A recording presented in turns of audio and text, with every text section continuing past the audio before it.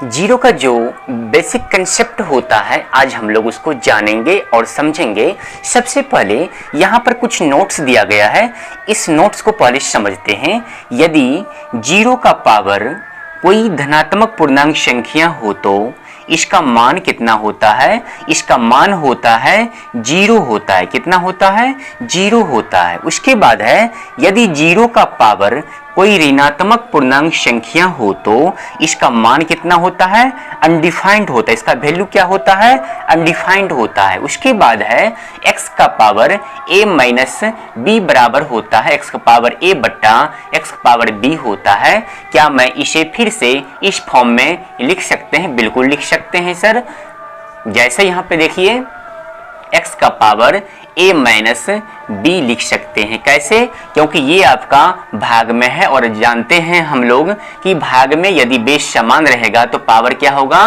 घट जाएगा। तो इसलिए x power a minus B को हम लोग लिख सकते हैं x पावर a बट्टा x पावर b।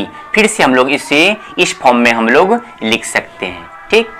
उसके बाद यहाँ पे दिया गया है जीरो का पावर 2 बराबर क्या होता है? जीरो होता है। जीरो का पावर 5 बराबर क्या होता है? जीरो होता है। जीरो का पावर माइनस 2 बराबर क्या होता है? अनडिफाइंड होता है।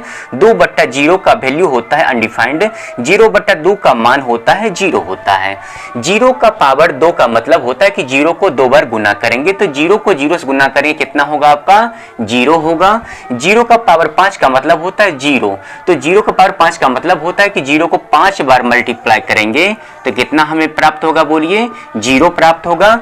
जीरो का पावर माइनस 2 है तो इसका वैल्यू क्या होगा? अनडिफाइंड होगा। कैसे? यहाँ पर समझते हैं। जीरो का पावर माइनस 2 को लिख सकते हैं 1 बट्टा जीरो का पावर 2 बराबर 1 बट्टा जीरो के पावर 2 को लिख सकते हैं 0 गुना जीरो, तो 1 बट्टा जीरो को जीरो से गुना करेंगे कितना होगा? जीरो होगा। तो 1 बट्टा जीरो का जो वैल्यू होता है वो क्या होता है? अनडिफाइंड होता है।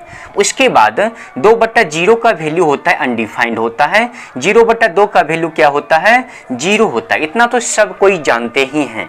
यदि मैं आप लोगों से पूछूं कि जीरो का पावर 1 हो तो उसका वैल्यू कितना होगा, तो आप लोग बोलोगे सर इसका वैल्यू होगा जीरो। जीरो का पावर 2 कितना वैल्यू होगा? बोलिए, जीरो। जीरो का पावर 3 का वैल्यू कितना होगा? जीरो। जीरो का पावर 4 का वैल्यू कितना होगा? जीरो। जीरो का पावर 5 का वैल्यू कितना होगा? जीरो। तो आप लोग बताओगे कि जीरो का पावर जीरो होगा तो कितना होगा वैल्यू इसका? बोलिए।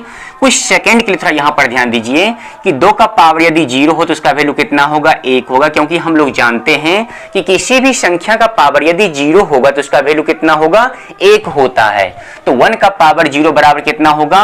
1 होगा। 5 का पावर जीरो कितना होगा? 1 होगा। 3 का पावर जीरो कितना होगा? 1 होगा। 6 का पावर जीरो कितना होगा? 1 होगा। 4 का पावर जीरो कितना होगा? 1 होगा। तो आप लोग बताओगे कि जीरो का पावर जीरो क्या होगा? यहां पर देखिए सेम संख्या है, सेम संख्या है, इसके अनुसार से चलते हैं तो इसका वैल्यू होगा जीरो। इसके अनुसार से चलते हैं तो इसका वैल्यू कितना होगा?